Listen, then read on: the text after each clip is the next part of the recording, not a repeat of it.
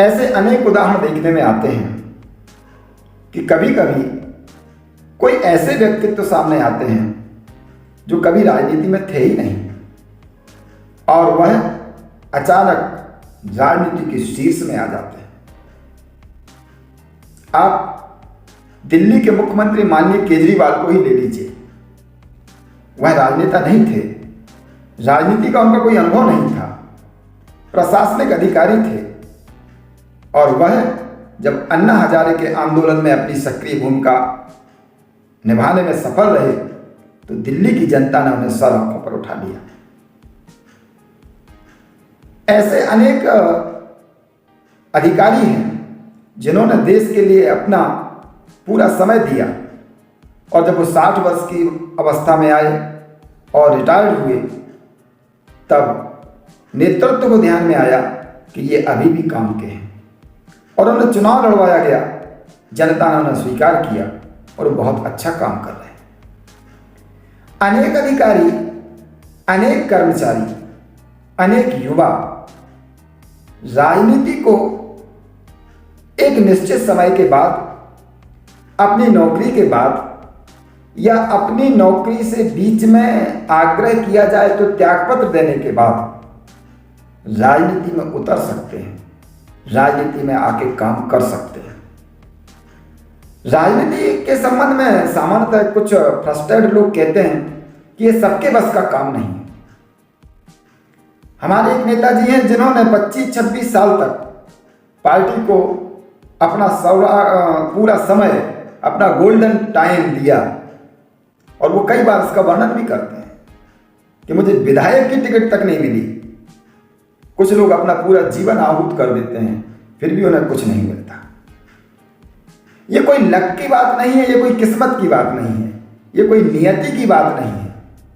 ये इस बात की बात है कि शीर्ष नेतृत्व की दृष्टि में आप कहां तक योग्य हैं और कहां तक योग्य माने जाते हैं। अतः चुनावी प्रक्रिया के माध्यम से, निगम मंडलों के माध्यम से या कोई दायित्व ना मिले तो एक अच्छे कार्यकर्ता की हैसियत से आप देश की सेवा तो कर ही सकते हैं।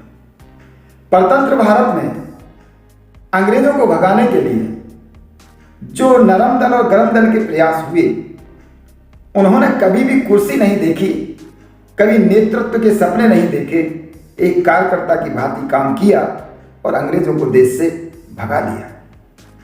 आज भी हमारे बीच में कुछ गौरांग हैं, उनको भगाना पड़ेगा और भगाने के लिए पद कुर्सी की लालसा को त्याग करके कार्यकर्ता भाव से काम करना चाहिए।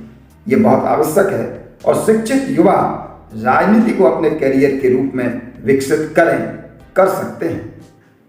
इस दिशा में किसी का ध्यान नहीं है, सभी नेतृत्व को, नेताओं को कोसने में लगे हुए हैं, लेकिन यह एक बहुत अच्छा स्कोप है। इस क्षेत्र में सेवा करके हम आगे बढ़ सकते हैं, अपना करियर बना सकते हैं।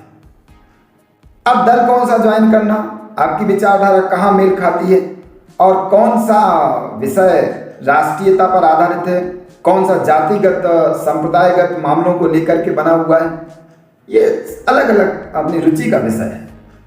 किंतु निश्चित तौर पर एक अच्छे राजनेता बनने के लिए राजनीति शास्त्र का अध्ययन कीजिए, सामाजिक समस्याओं का अध्ययन कीजिए, सेवा करने के लिए उतर जाइए और आप कुछ ही दिनों में जनप्रिय हो जाएंगे, लोकप्रिय हो जाएंगे और हो सकता है कि आपके लिए आगे काम करने का अवसर मिले, अन्यथा एक अच्छे कार्यकर्ता के नाते भी आप काम कर सकते हैं। अतः राजनीति के क्षेत्र में करियर बनाने के लिए राष्ट्रीय अंतर्राष्ट्रीय संबंधों को, दलगत मामलों को, प्रजातंत्र और लोकसभा, विधानसभा इत्यादि के विषयों को, समसामयिक मुद्दों को पूरी तरह अध्ययन करना, विश्लेषण करना और आगे बढ़ना। जैसे एक अच्छा सुधी पत्रकार कई बार सारे विषयों को एक चैनल के ऊपर रखता है, अपनी बात करता है, ऐसे हमारे देश में अनेक युवा हैं जो नीरचीर विवेकी हैं। उनको आगे बढ़ना चाहिए और भारत माता के चरणों में अपने आप को समर्पित करना चाहिए। देश में मैंने अभी कहा था कि आज भी अंग्रेज हैं। इसका अर्थ व्यक्ति के रूप में हो या विचारों के रूप में हो, आज भी भाषा हिंदी संघर्ष कर रही है। आज भी गरीबी से जूझ रहे लोग संघर्ष कर रहे हैं। आज भी बेरोजगारी है, आज भी अत्याचार अनाचार है, आज भी लोभ है, लिप्सा है, आज भी भ्रष्टाचार है, रिश्वतखोरी है, आज भी अनाचार है। बहुत सारे विषय हैं जो राष्ट्रीय और अंतर्राष्ट्रीय हैं। उन सारे विषयों को लेकर के और जो आपकी रुचि का विषय है उस विषय को लेकर के और जो आपकी रुचि का राजनीतिक दल है उसमें शामिल होकर के आप अपनी सेवाएं दे सकते हैं। अतः नौकरी के लिए आवेदन करने की बजाय आप राजनीति को भी अपने कैरियर के रूप में चुन सकते हैं।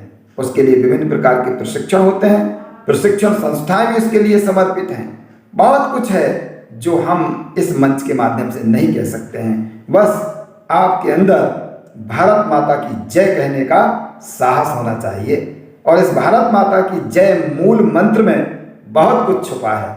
ये आपके अंदर अगर है तो आप राजनीति को कैरियर के रूप में चुनिए। हमारी शुभकामनाएं आपके साथ हैं। भारत माता की जय।